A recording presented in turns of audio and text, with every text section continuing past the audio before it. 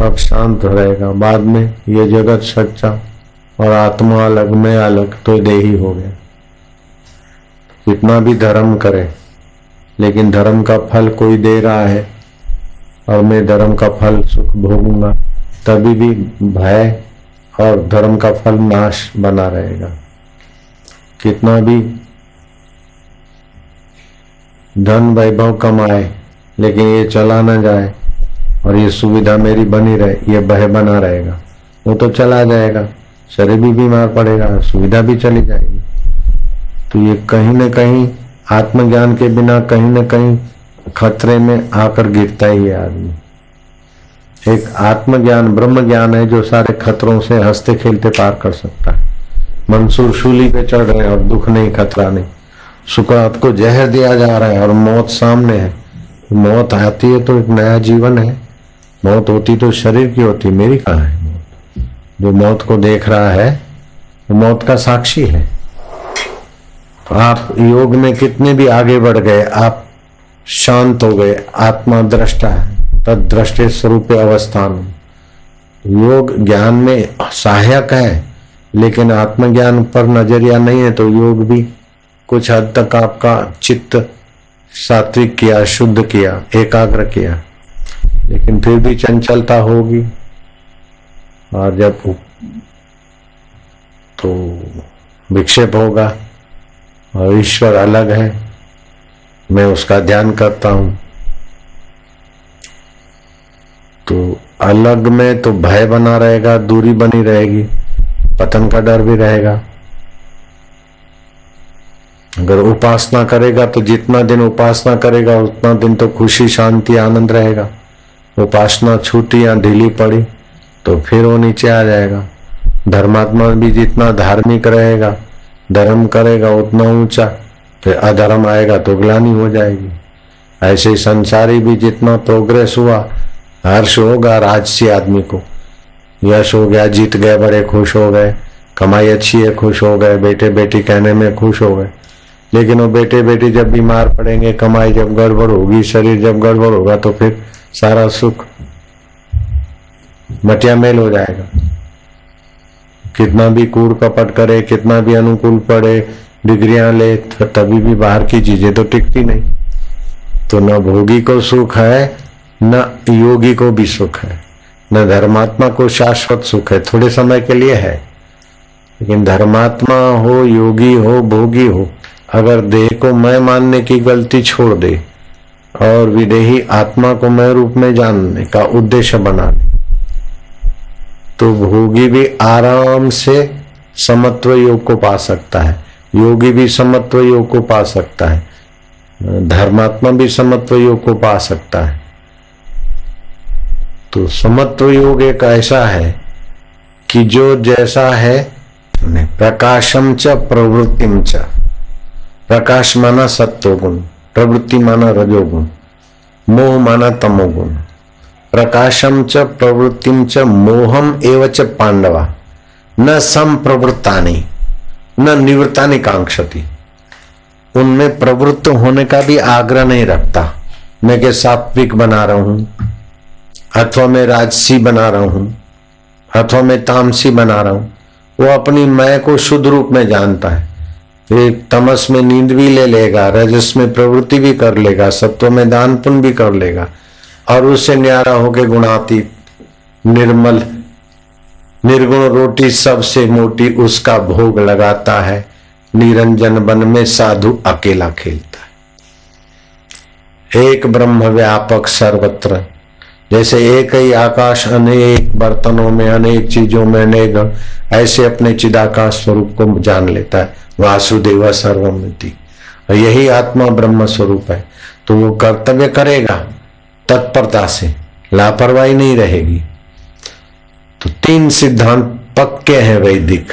एक तो वासुदेव सर्वमिति, दूसरा ये आत्मा ब्रह्म रूप है, और तीसरा जिस समय जो अपना कर्तव्य है, कोई काम छोटा नहीं है, कोई काम बड़ा नहीं, जिस समय जो काम करते पूरा तत्परता से करें।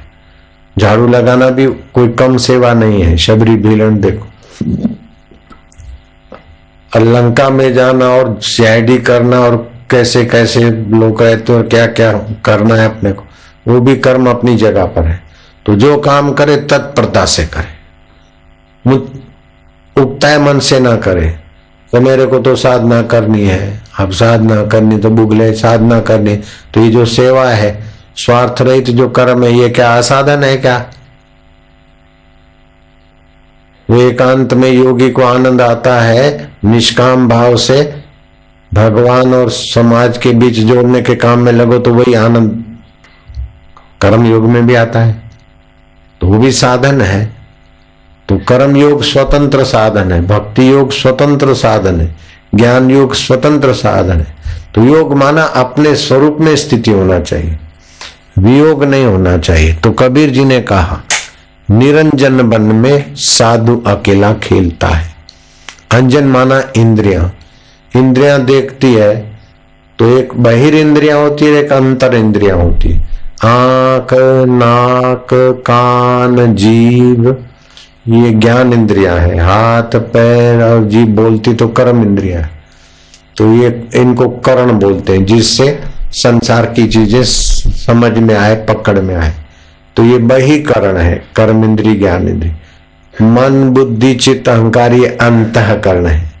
भूख प्यास अंतःकरण से पता चलती है, नहीं भूख प्यास की अंतःकरण से पता चलती है। बीमारी की भी आंखों से पता नहीं चलता, अंदर से पता चलता है। तो इसे अंतःकरण से और भी कई पते चलते हैं।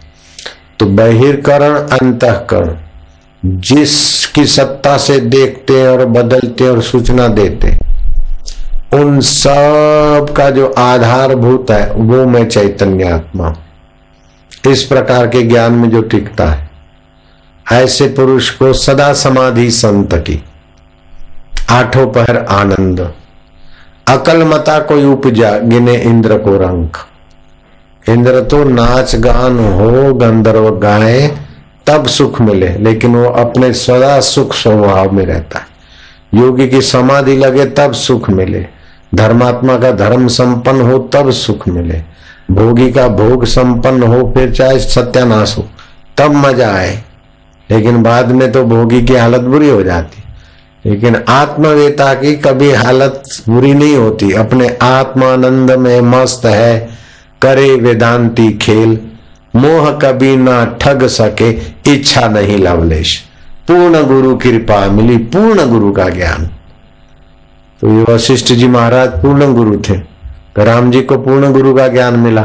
तो राज्य अभिषेक की शहनाइयां बज रही है, कौशल्या माँ दान पुण्य कर रही है, मंगल मना रही है। सीता जी विधि विधान के अनुसार ब्राह्मणों को ब्राह्मणों को जो भी कुछ लेना देना हाथ व्यवस्था कर रही। और एकाएक हादसा हुआ कि राम राज्य नहीं होगा, वनवास जाएंगे। फिर भी राम जी के चेहरे पर शिकन नहीं पड़ी, दिल में चोट नहीं लगी। ठीक है, लक्ष्मण जरा थोड़ा नाराज हुए, लेकिन राम ने कहा तृष्णा वैतरणी नदी है, इच्छा वासना, क्रोध बड़ा शत्रु है।